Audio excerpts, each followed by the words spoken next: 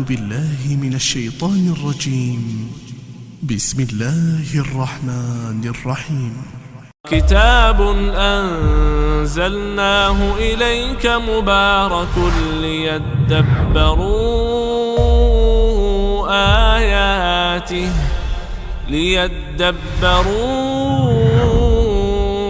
آياته وليتذكر أولو الألباب.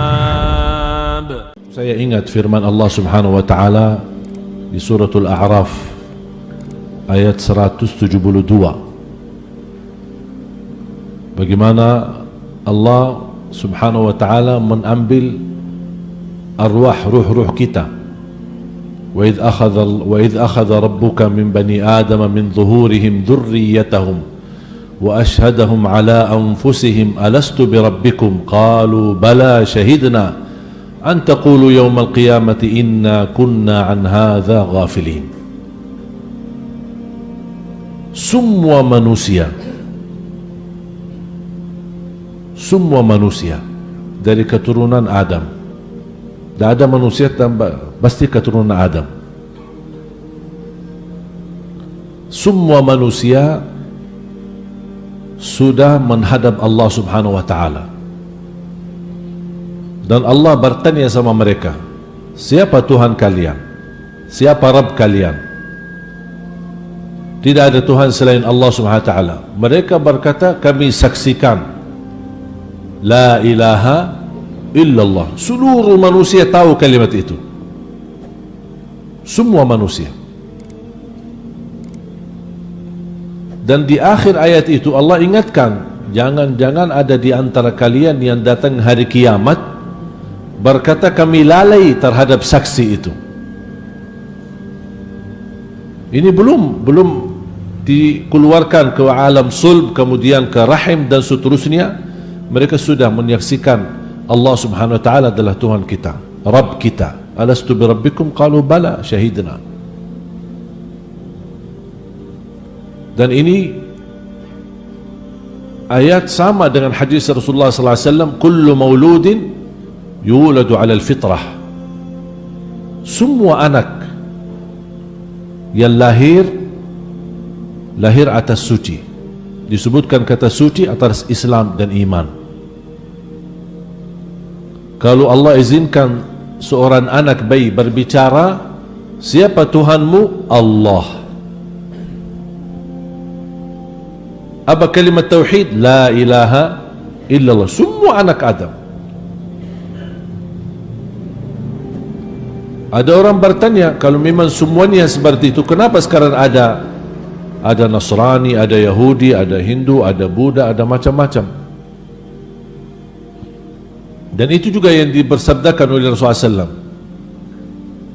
Allah menciptakan manusia dengan fitrah.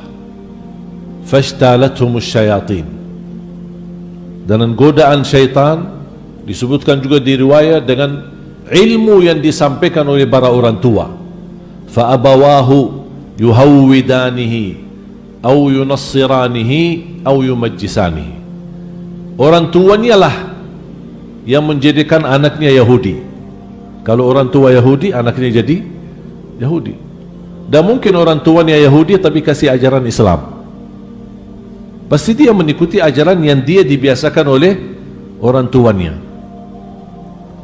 Orang tuanya Nasrani, dijadikan anaknya Nasrani. Hindu, Buddha sama. Ketika saya membaca hadis ini, kenapa Rasul tidak sebutkan au yuslimanihi, orang tuanya yang mengislamkan anaknya? Rasul sebutkan semua anak yang lahir atas suci, orang tuanya yang menjadikan anaknya Yahudi atau Nasrani atau Hindu atau Buddha. Kata Majusi termasuk semua agama selain Nasrani dan Yahudi. Tapi tidak disebutkan orang tuanya menislamkan, karena memang dia Islam, dah perlu diislamkan.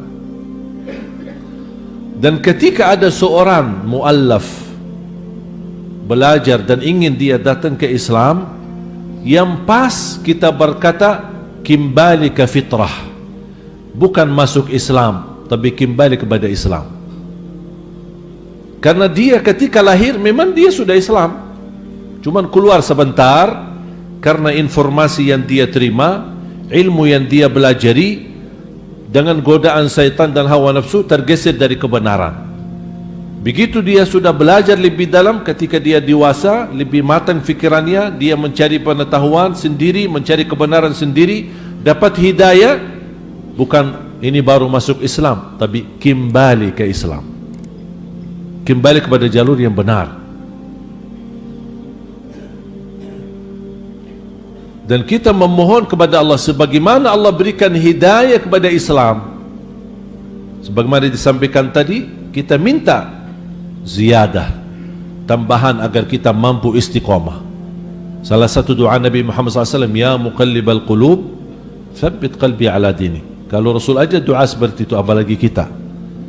Karena sekarang banyak orang tergoda dengan hal kecil sudah bisa jual agamanya, lepas imannya. Na'udzubillah min dzalik.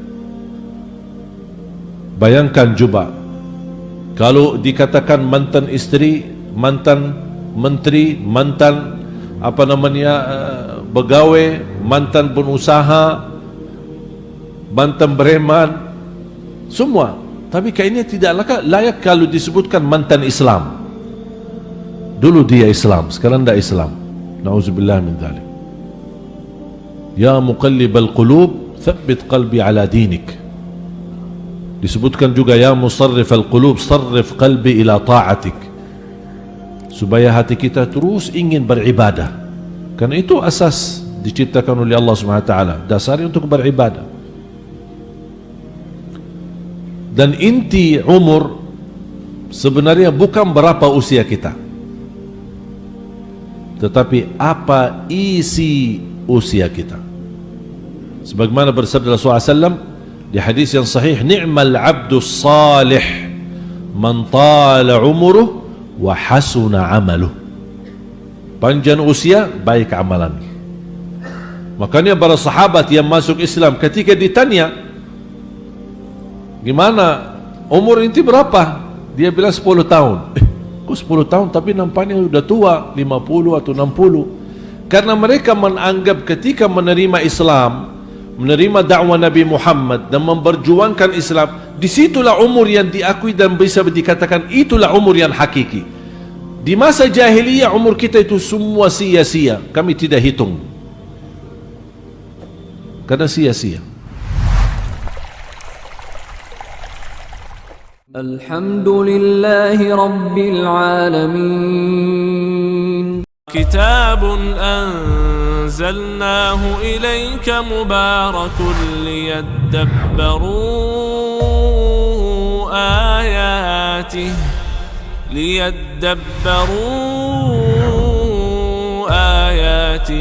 وليتذكر أولو الألباب.